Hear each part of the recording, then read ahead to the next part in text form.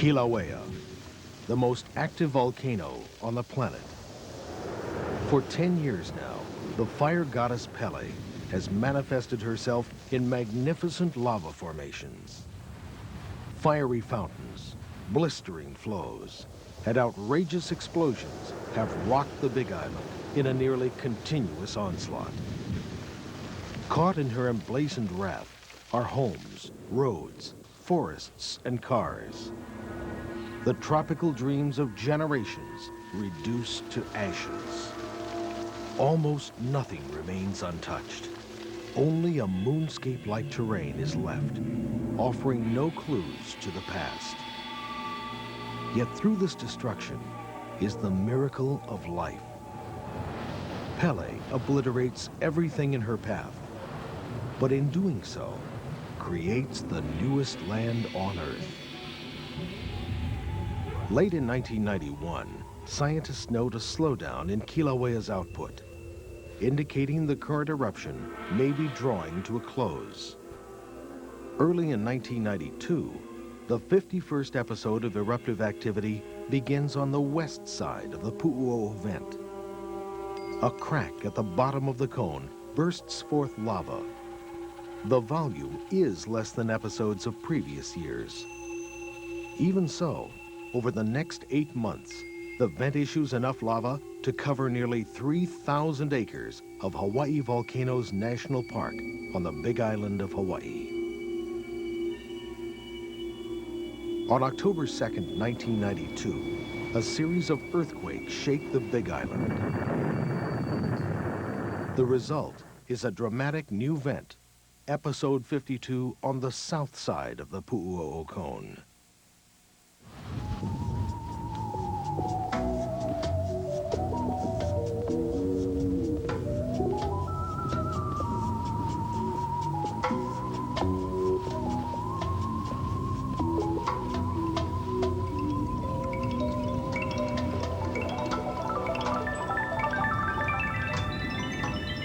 Sending lava fountains some 50 feet into the air, Pele's display is dramatic but short-lived.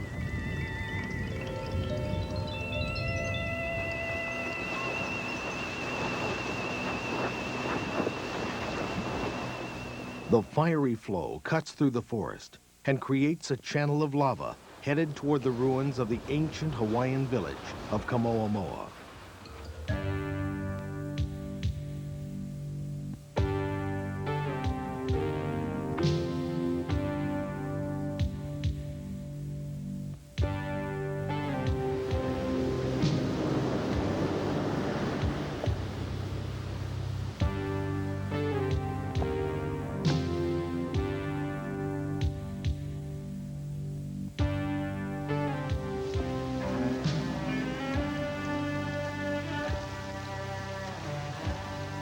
Kamoamoa was once one of several villages along the Puna coast of the Big Island.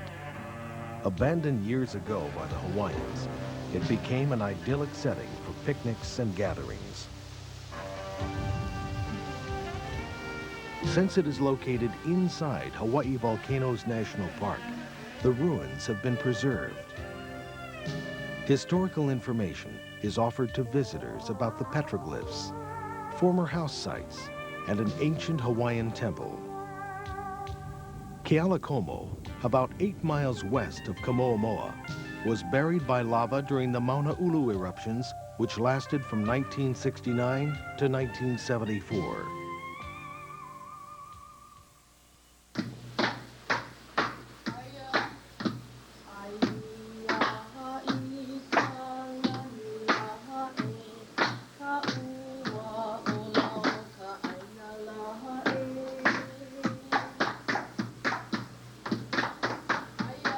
Historians estimate that during the 18th and 19th centuries, as many as 800 people may have lived in the Kealakomo-Kamoamoa area. Although the coast was quite barren, most natives lived there in isolated villages rather than upslope. Most preferred the coastal area. As one Hawaiian put it, the coastal area is clean. When you live inland, you get dirt between your toes.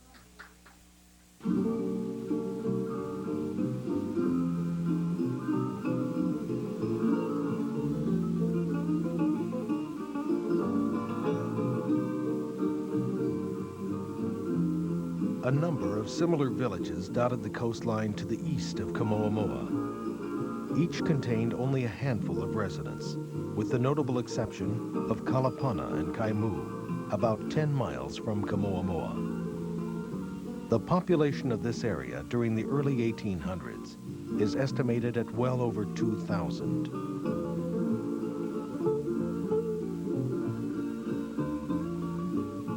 In 1823, the Reverend William Ellis described Kaimu as pleasant, adorned with plantations and groves of coconuts. During the 20th century, the black sand beach at Kaimu became famous the world over. Though remote, the area was visited occasionally by sightseers. They came to see Kaimu's beach and the Star of the Sea Catholic Church, better known as the Painted Church. It was built in 1930. The walls were hand-painted by Father Everest Gielan and touched up in later years. Many of the images were copied from European masters. Kalapana was also known for the beautiful Waiakolea Pond, a recreational area where families picnicked and children played games and swam. It was here that fish were raised for Hawaiian royalty of the early 1900s. Even well into the 20th century, life here was considered primitive, its social and cultural unity relatively untouched by the modern world.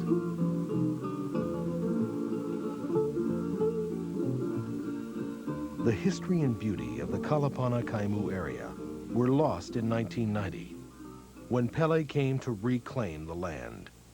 Over a period of 4 months, she destroyed 117 homes, a general store, a canoe shed, and the Congregational Church. Only a handful of homes and the Painted Church were moved and saved. Probably no more than 30 or 40 people ever lived in Kamoamoa itself. The residents of the ancient Hawaiian fishing village had little means of subsistence. Farming was difficult on the rocky coast. Sweet potatoes were grown without soil, in holes dug in the lava. Taro was grown and gathered upslope. Natives pounded the taro roots into poi, a staple of the Hawaiian diet. They ate their catch of fish from the ocean. Extra fish were dried. Salt was made from evaporated seawater. Both were traded for vegetables and other items in Hilo and other villages nearby.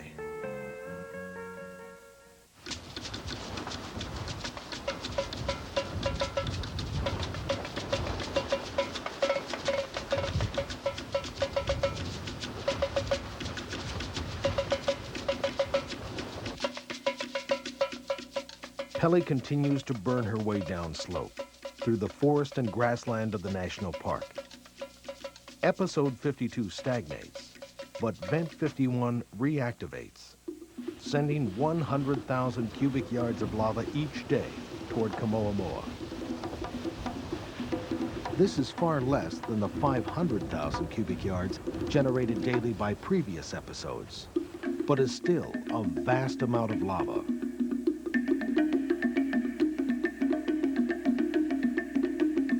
In early November, spectacular lava flows pour over Paliuli, a cliff area less than half a mile from the ancient village of Kamoamoa.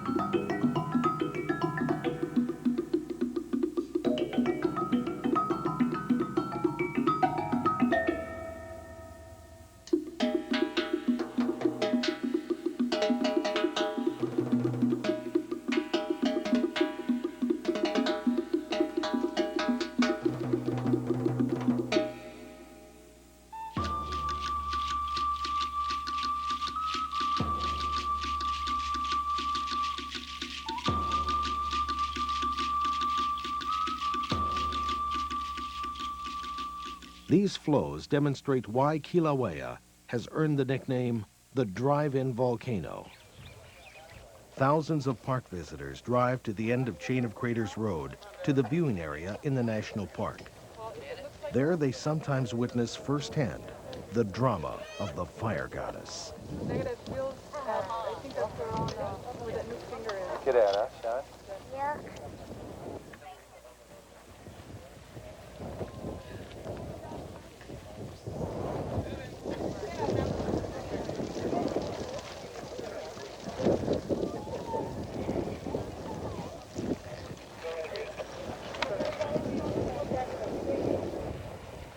The fumes and heat are extremely hazardous.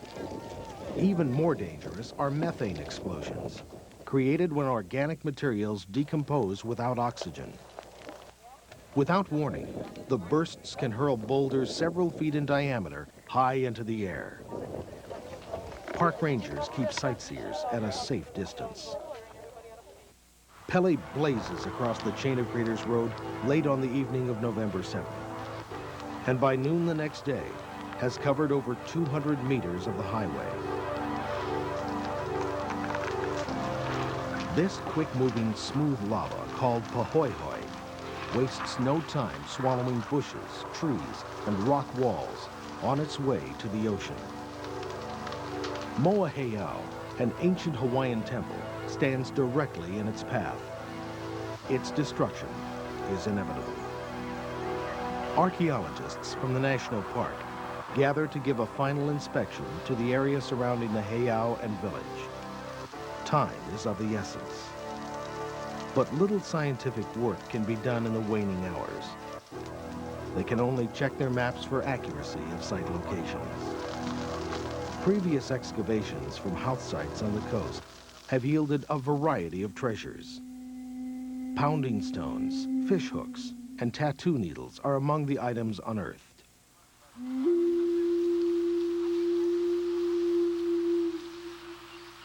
Moa Heiau is believed to have been a temple designated to worship the gods and ensure agricultural fertility. In the early 1800s, the stone structure served as a burial preparation site. Bodies were mummified with salt prior to placement in caves upslope. However, its purpose in ancient times remains a mystery. Stones from the temple were taken to build the cattle wall nearby, but stone walls provide little protection against the fury of the fire goddess. Slowly, she oozes along the rocks and begins to build. By the next day, the lava is level with the top of Moa Heiau and surrounds it on 3 sides.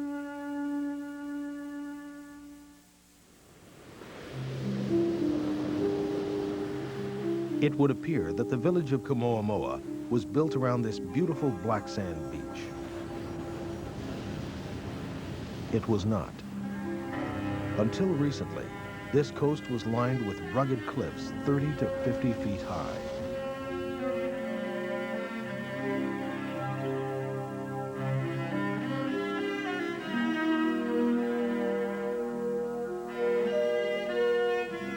In the late 1980s, the continual explosive activity of Kilauea's lava entering the sea at nearby Kupapau Point created lava fragments, or black sand. The sand was carried by the ocean currents and deposited on the rocks in front of Kamoamoa village to form this half-mile-long beach. On the evening of November 8th, Pele slides by the campground and village of Kamoamoa to meet her sister Namaka Okahai, the goddess of the sea.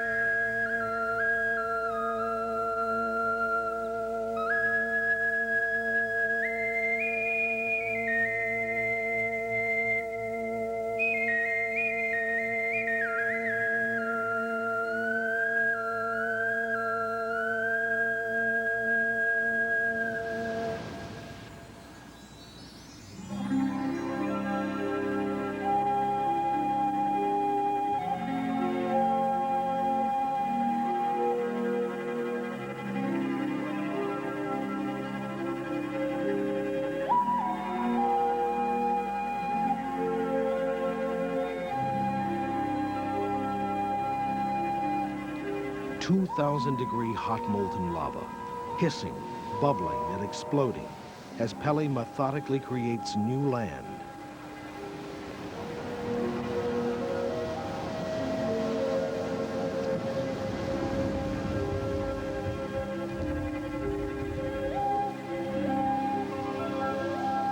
Her efforts are relentlessly beaten back by Namaka, freezing Pele's advances time after time.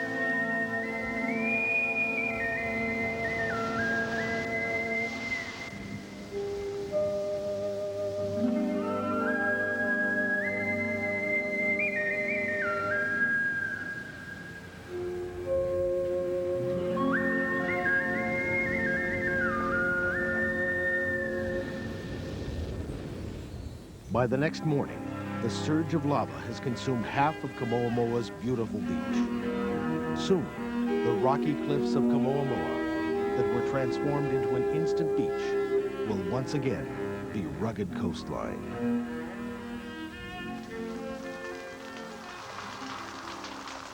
By November 12, 1992, lava has completely encircled Moa Heiau, but not yet covered the platform.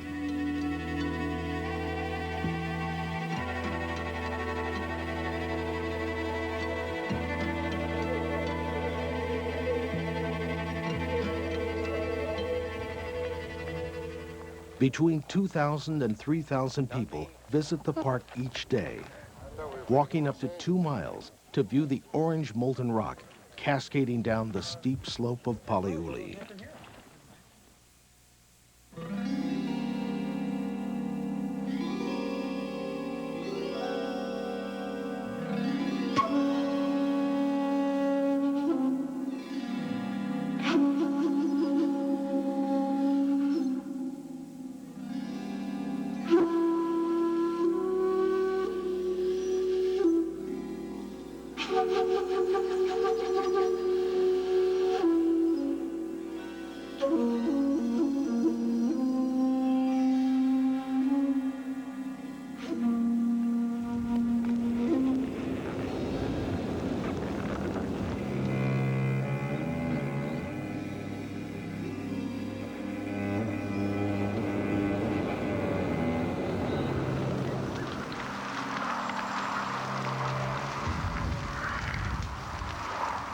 The flows continue unabated.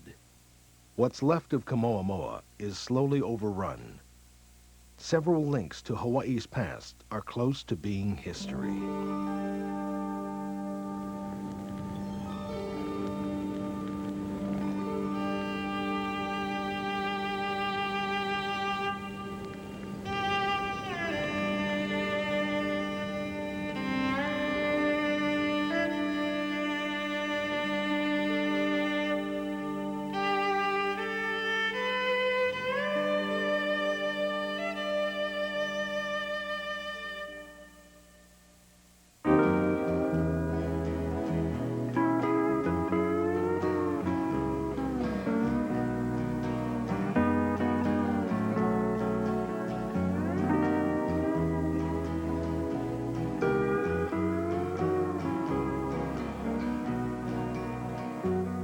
The early days were difficult for the native Hawaiians.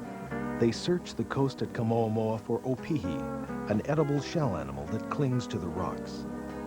A number of methods were used to catch fish.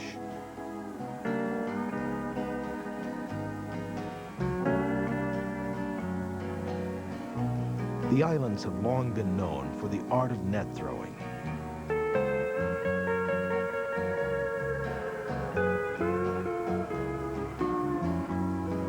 Spears were used in waters close to shore.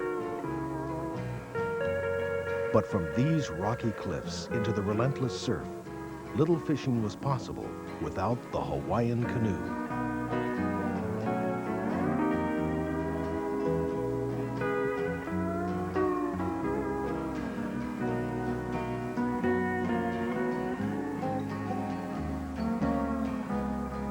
Hawaiians built fishing canoes from coal wood.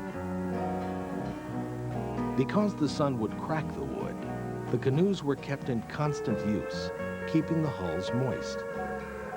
When left out of the water for any length of time, canoes needed to be well covered. Loose palm fronds, lauhala mats, or canoe sheds served the purpose. Although some canoe sheds had stone walls, many had open sides. Roofs were covered with pili grass or some woven thatch. These remains of an old canoe shed are found at the ruins of Kamoamoa. Their destruction is imminent.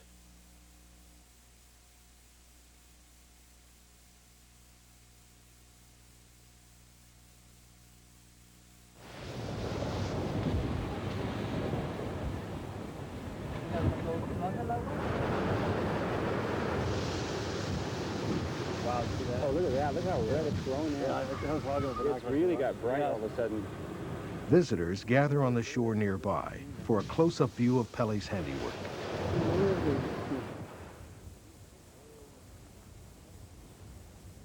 Behind them is Laie-Kava, a sea arch where canoes were launched and landed at Kamoamoa many years ago. To protect the canoes from the rocks, a ladder-type arrangement was created from ohia poles lashed together. Launching and landing a canoe on these rocky shores was no simple matter. It took very skillful people to time the waves just right, making sure the canoe came in on top of the ladder and not underneath it. As they came in and ran upon the ladder a little ways, they would grab hold strongly while the wave receded. Then, as the next wave came in, others would help pull the canoe further up the ladder. The canoe ladder system is unique to Hawaii and was still in use as late as the 1940s.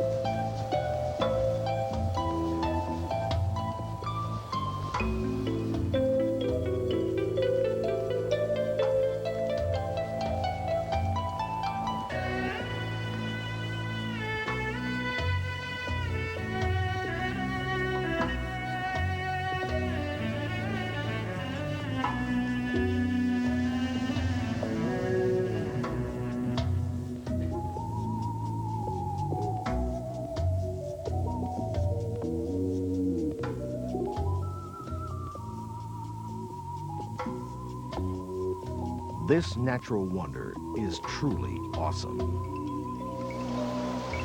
Pele's infinite forms and textures, frozen by Namaka, only to be recreated in a dramatic display as the consummate artist reuses her canvas.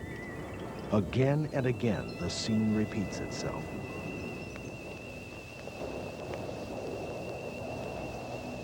The final formation, a moment frozen in time, is testimony to the thousands buried below.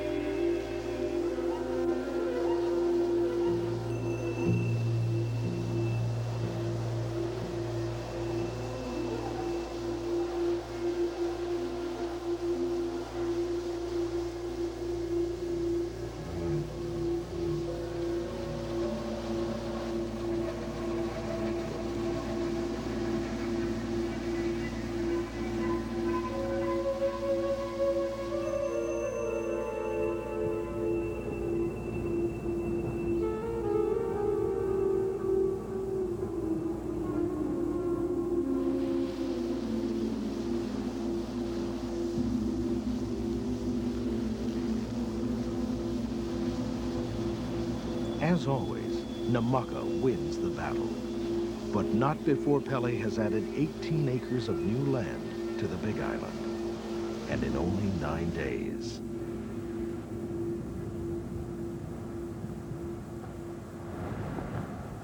Kilauea's fiery descent down Paliuli continues to thrill sightseers. By mid-November, 3/4 of the platform of the ancient temple has been consumed by Pele's advance. Most of Kamoamoa's ancient house sites have also been overrun.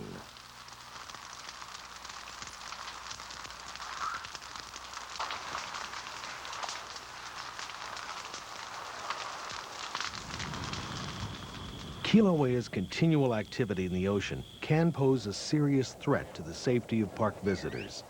Because portions of the newly formed coast can break off and fall into the ocean at any time, park rangers ask sightseers to read and obey all warning and closure signs.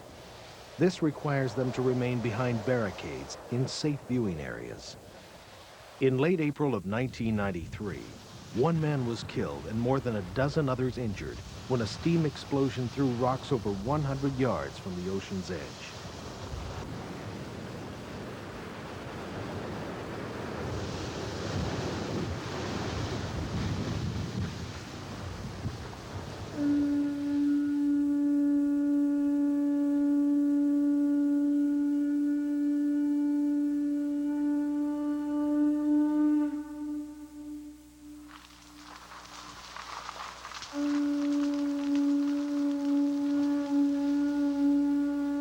Kamoamoa is now gone, its archaeological ruins destroyed.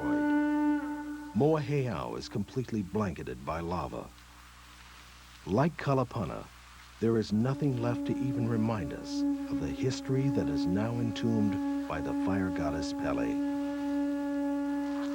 The destruction wrought by Kilauea volcano remains a unique natural disaster.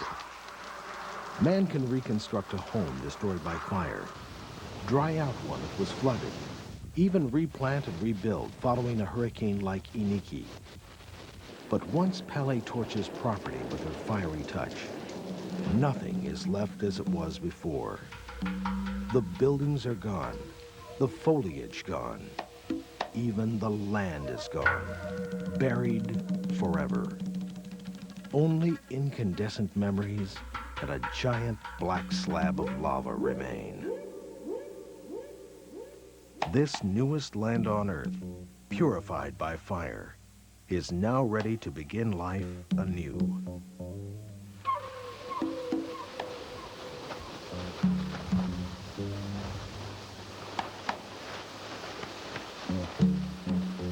Lava flows from Kilauea volcano over the past 10 years have destroyed nearly 200 homes and other structures. Almost 5 miles of Highway 130 and over 100 miles of other roads have been engulfed by Pele's fire. During this decade, Kilauea has produced nearly 1 billion cubic meters of lava, covered 32 square miles of land, and added 380 acres to the Big Island. Kilauea reminds us in a devastating yet exhilarating way that life is change. What is formed by one eruption may be destroyed by the next. We experience moments of fear and awe, brilliance and darkness, destruction and new life. The contrasts of a volcanic island, the home of the fire goddess Pele.